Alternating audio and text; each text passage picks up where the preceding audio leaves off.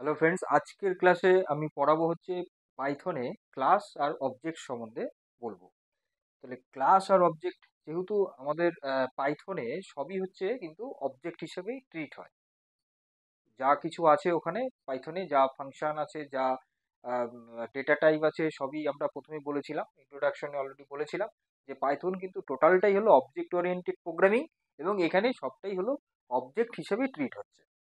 তো আজকে আমি সেই ক্লাসে করাবো কি ক্লাস আর অবজেক্টটা কি জিনিস, what is class and what is object, এবং ক্লাস লেখার সিনট্যাক্স কি আছে, অবজেক্ট লেখার সিনট্যাক্সটা কি আছে।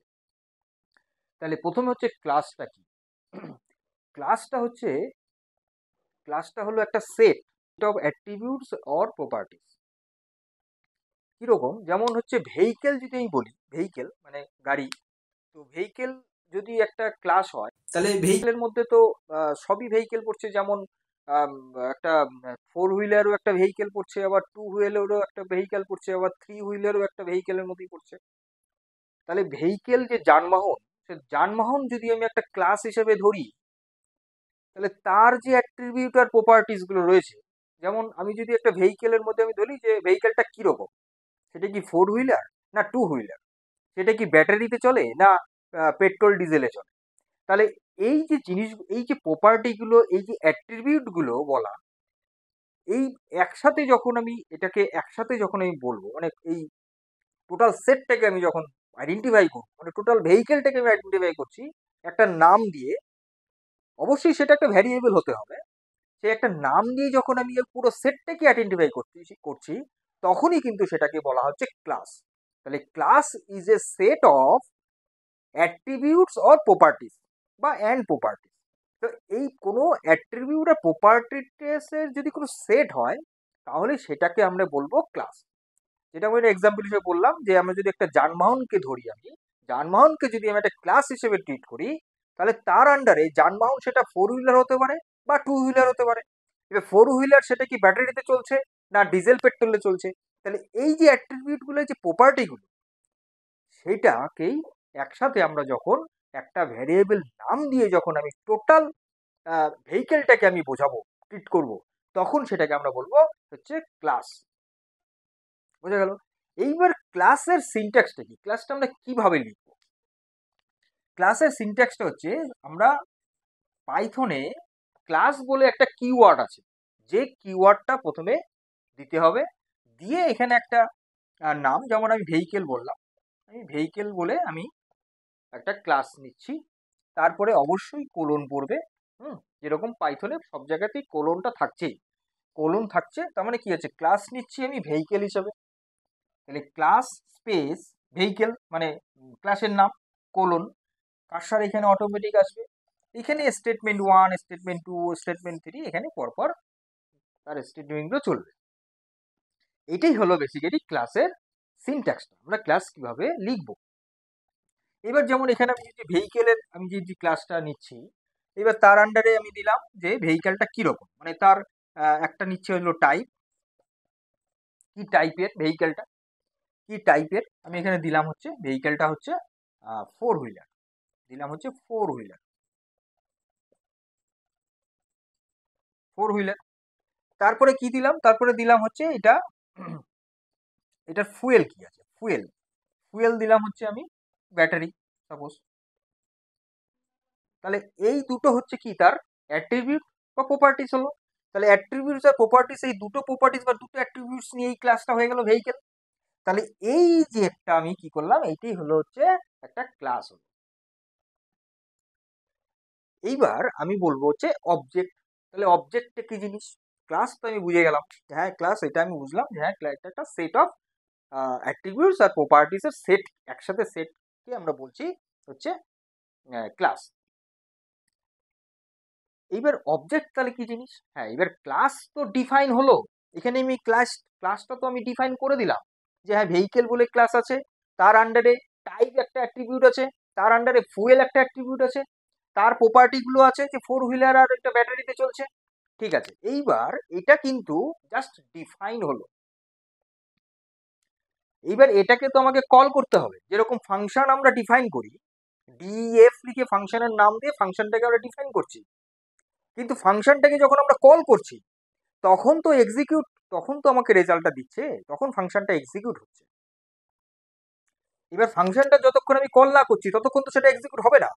এবার সেরকমই ক্লাস ভেহিকেল, জাস্ট ভেহিকেল ক্লাসটা আমি ডিফাইন করলাম, কিন্তু ক্লাসটা কিন্তু এখানে এক্সিকিউট হবে না যতক্ষণ পর্যন্ত না আমি অবজেক্টকে আমি একটা ক্রিয়েট করব। এই ক্লাসের রেসপেক্টে যতক্ষণ আমি একটা অবজেক্ট না আমি তৈরি করব ততক্ষণ পর্যন্ত এই ক্লাসটাকে আমি অ্যাক্সেস করতে পারবো না। যেমন আমি বুঝাই যে অবজেক্ট আর ক্লাসের সাথে সম্পর্কটা কি।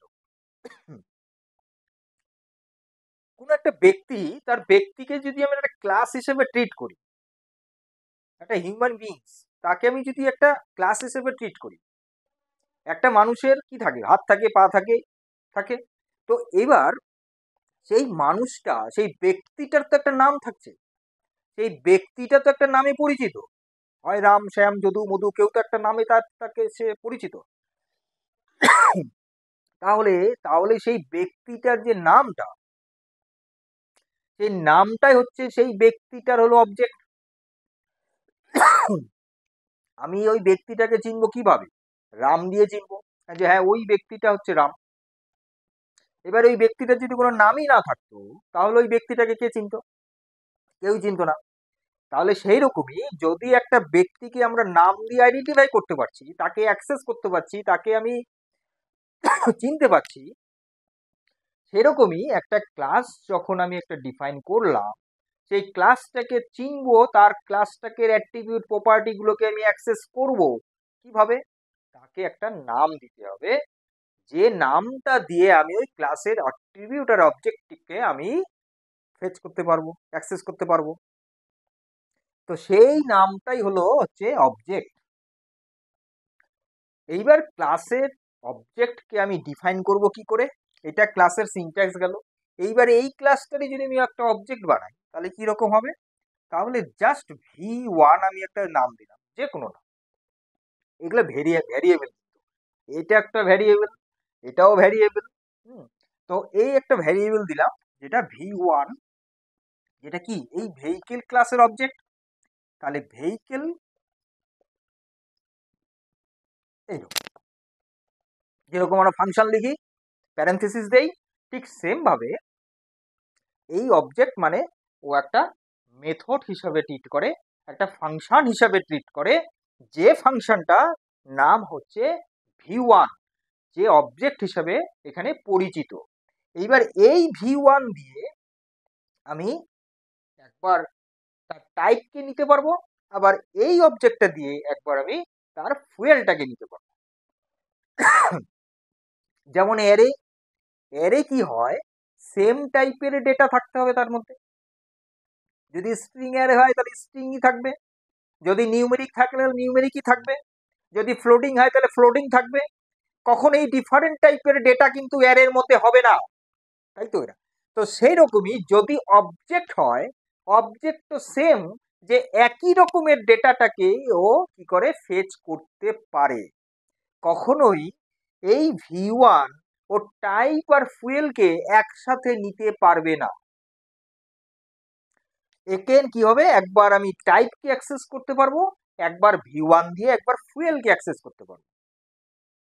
তাহলে এখানে যদি আরো অ্যাট্রিবিউট থাকতো তাহলে আমি ততবার আমি এই V1 দিয়ে আমি ততগুলো অবজেক্টকে মানে প্রপার্টিকে বা অ্যাট্রিবিউটকে আমি অ্যাক্সেস করতে পারতাম। তাহলে এই যে V1 যে নামটা দিলাম, এটাই হলো এই ভেহিকেল ক্লাসের হলো অবজেক্ট। তাহলে আলটিমেট অবজেক্ট মানে কি দাঁড়ালো? অবজেক্ট মানে দাঁড়ালো হচ্ছে অবজেক্ট একটা হলো স্পেশাল টাইপের ভ্যারিয়েবল, যেটা কি হয়, ক্লাসকে, ক্লাসের অ্যাট্রিবিউটকে বা ক্লাসের প্রপার্টিকে অ্যাক্সেস করতে ইউজ করা হয়, তাকে কল করতে ইউজ করা হয়। তো সেইটাই হলো হচ্ছে V1। এইবার পাইথন ক্লাসের প্রথমেই আমি ইন্ট্রোডাকশনে বলেছিলাম যে পাইথন হচ্ছে একটি অবজেক্ট ওরিয়েন্টেড প্রোগ্রামিং, এখানে সবকিছু অবজেক্ট হিসেবে ট্রিট হচ্ছে। এই জায়গাটাতে সেই জিনিসটা কিন্তু এখানে দেখা যাচ্ছে কি, যে v1 ইকুয়াল টু যদি ভেহিকেল ফাংশন হয়, তাহলে ভেহিকেল একটা ফাংশন হিসেবে কিন্তু ট্রিট করছে, হোয়ারাস যেখানে v1 একটি অবজেক্ট, তার মানে কি, তাহলে মেথড যেটা আছে, যে ক্লাস এখানে যেটা আছে, সেটা কিন্তু একটা ফাংশন। তাহলে function as well as a object, আবার ওদিকে হয়ে গেল মেথড ফাংশন। তাহলে এখানে দেখা যাচ্ছে যে পাইথনে কিন্তু অবজেক্ট হিসাবেই প্রতি কটা জিনিসই ট্রিট হচ্ছে। এই জায়গাটাতে আরো বেশি আমরা বুঝে গেলাম। তাহলে এটাই হলো অবজেক্টের মিনিং। তাহলে আজকে ক্লাসটাতে আমি যেটা করালাম, যে what is class, very important. কিন্তু তোমাদের যে স্কুল লেভেলে ক্লাস 8, 9, 7, 8, 9 থেকে যে পাইথন কিন্তু তোমাদের কম্পিউটার সাবজেক্টে রয়েছে, সেই কম্পিউটার সাবজেক্টে সেই পাইথন আমি এতটাই ইজি করে তোমাদের বোঝাচ্ছি যে যে কোনো লেভেলের যে কোনো স্টুডেন্ট তোমরা প্রতি কটা জিনিস সুন্দর করে বুঝতে পারবে। তাহলে এখানে ক্লাস কাকে বলছে আর অবজেক্ট কাকে বলছে, এটা আমি পরিষ্কার আজকে বললাম। এরপরে আমি কি করব, যে এটার প্র্যাকটিক্যালটা দেখাবো, যে কি করে ক্লাস আমি একটা ডিফাইন করে অবজেক্ট দিয়ে কি করে আমি একটা ক্লাসকে আমি টানবো, সেটা আমি প্র্যাকটিক্যাল ক্লাসটাতে দেখাবো। কারণ আমার ক্লাসের ধরন আলাদা, আমি থিওরি ক্লাস আলাদা করাই, প্র্যাকটিক্যাল ক্লাস আলাদা করাই, কখনোই প্র্যাকটিক্যাল থিওরি একসাথে হয় না। তো আজকের যে থিওরি ক্লাসটাতে তাহলে আমি ক্লাসটা বুঝালাম। এখানে আরেকটা জিনিস আছে যেটা হচ্ছে আমি বলে দিই, সেটা হলো একটা